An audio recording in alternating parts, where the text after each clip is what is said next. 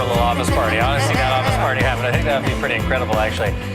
This, ladies and gentlemen, is a map of the latest violence in Iraq. And when mainstream media focuses on the surge of violence there, the conversation revolves around whether or not the U.S. military should intervene again and who is to blame for the violence unfolding in the region.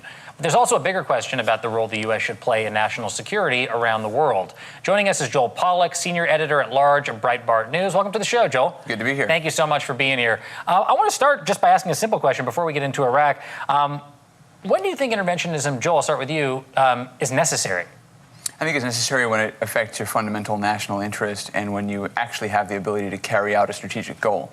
So that doesn't mean every humanitarian crisis requires intervention, but it does mean that when you can do something positive and it aligns with your strategic goals, for example, if it supports your war on terror or if it counteracts an enemy or helps an ally, then I think that's the time to intervene. Megan, do you agree with that? I do agree with that. I think, I actually think if there's a humanitarian crisis, like in terms of Bosnia, that's a good example too, but I totally agree with you.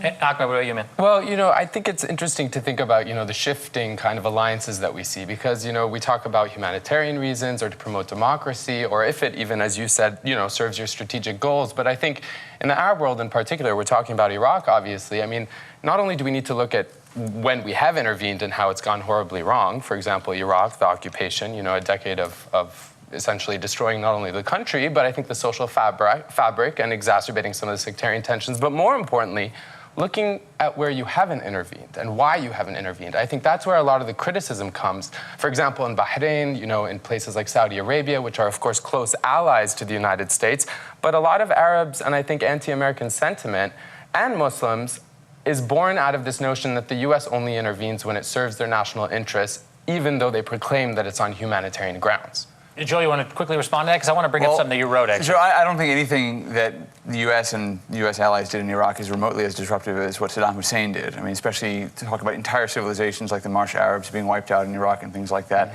I do think that's correct criticism of interventionism in general, that why do you intervene in some cases and not others? But I think it's also important to remember that not intervening is also a choice that has consequences. And so deciding not to intervene can also mean prolonging something very bad that might be counteracted if you do intervene. Let's talk specifically about what's going on in Iraq, because Joel wrote an article, and I want to read from it, that said, this was not inevitable. If the U.S. had kept some forces in Iraq, as our military urged, and as we've done in other post-war nations, the country might have remained intact.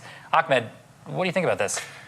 I mean, I take issue with the premise of this statement. I know that you said that it wasn't inevitable what's happening now, but I think anyone who's familiar with the culture, and I take issue also with the notion that under Saddam Hussein things were worse. I think if you ask any Iraqi, and also, quite frankly, on the face of it, the country is now in shambles. The reason we're here and talking about it is because of the U.S. intervention. I would imagine your average Iraqi citizen would tell you that things were better, whether they were Sunni, Shia, or Kurd. I mean, never has the country been closer to falling apart and disintegrating. But on the notion of it staying intact, I mean, I think the minute that they went in on false pretense, with no real strategy, I think it was very clear that the country could never stay intact and that this situation that we find ourselves in was inevitable. I mean, the U.S. government, it's important to just kind of look at it from this perspective, installed the only Shia or Shiite-led government in the Arab world.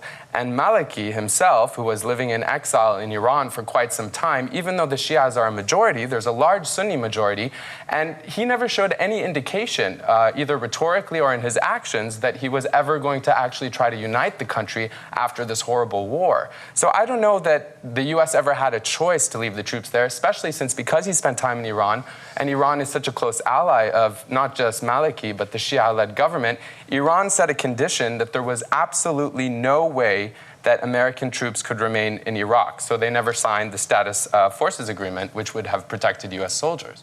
I don't think that's the only reason we didn't sign the Status of Forces